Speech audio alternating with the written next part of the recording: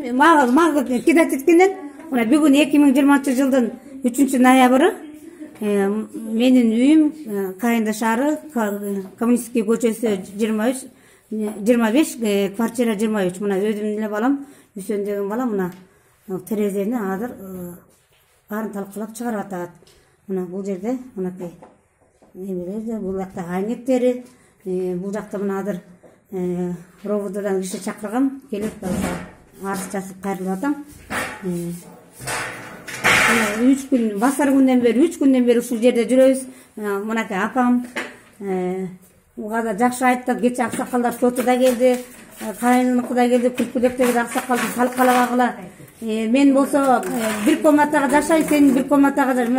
Мындан 2018-жылдын декабрь айында мен ушул жерден кууп чыкканда аксакалдарга сөзбөй бир жумада жарашып жакшы болот деген. Ошо боюнча мени деп мен аялбаш мен эне болсом да баламды ушул жерге мейли жакшатынчы ынтымак болор, жарашар, акыл эсине келет деп ушакка чейин күттүм. Азыркы убарда мен деле антымышыкка чаңалап калдым. Ооруп жүрөм азыр. Азыркы данный времяде мен Карабалта шаарында Жайыл Батыр музейинде бир комната үйдө жашап атам, Карабалтынын үйүндө.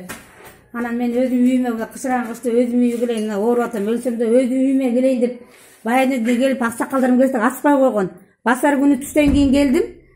Келсем баркен бул жерден аксакалдар чогулттук. Мына ошондон бери бердебиз. Мени апам экөөбүз сестеңге чыгып калсак дагы түрткүлөп үйдөн өзү чыгарамыз. Араң жерден калдык чыкпай. Мына кече дагы туугандарым келди. Баары келди. Жок болбой мына азыр талкалайм деп атат. Мына мен баламды кубайм, бир комнатасында жаша дегем. Кече опер группада келип кеткен. Мына азыр болсо дагы келип отурат данный времени.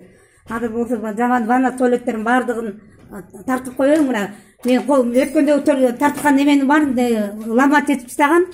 Азыр жаңы телефонду оңдодум. 3 күндөн бери телефон жок. Отурдум.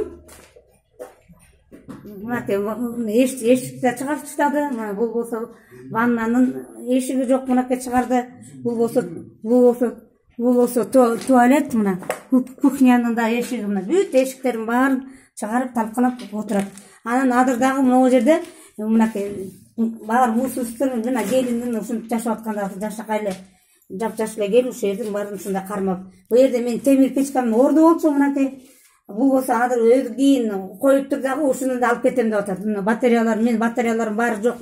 Тиги жакта кладовкада турган апам дагы эмеден почтовойдон батарея алып келген, аны дагы бүт бакта турган материалдарым бар жок, стиральный машина, бүт буюмдарым баарын жок кылып атат. Бул эмне деген? Өз бала деп эле закон боюнча өзүң балаң деп коет экен. Эми мен эмне кылышым керек? Буга чейин 2010-дон бери зордук зомбулукка кол көтөргөндөр болгон.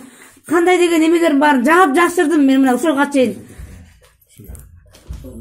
Ушуга чейин мен өз балам тогулуп үстөндө жаап жашырдым. Мына 2010-жыл мына апам турат. Колум сындырганда травматология почтовойдон ушул жерге жатканда дагы мен балам деп анда жаап жашырып койгом. Күйөө мурду деп коюп эме кылып койгом. Өзүмдүн балам болчу. Андан кийин да берки Үсөн деген балам дагы айдактатып коет. Балдар агрессивдүү кылып атасы. Тогулуп Үсөн дагы сапар. Жумуштан келип эме кылсам эле келип алда баса калган муунтуп аз жерден калгам. Анда 2011-жылдын жети февраль айы болчу. УССМде бухгалтер болчумун, гадовой отчет. Анда больничныйым бар, бирок выпискам жок. Аны да ровдага бергем. Андан кийин да кетип калгандан кийин да канча зордук зомбулук кылып атышат. Алардын баары жаап жашырып багы балаңдын багы жүзү деп унчукпай келип жүргөн. Эми Үсөн мына ушакка чейин келгенден кийин мен бүгүн 100%, 200% баламдын көңүлү калып отурат. Мынакей кече болсо эшик терезеден баарын алсак балкондо жаттык.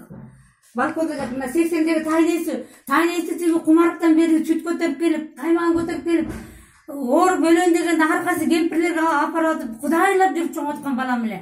Ошо мен акыл эттим, кайткан жок.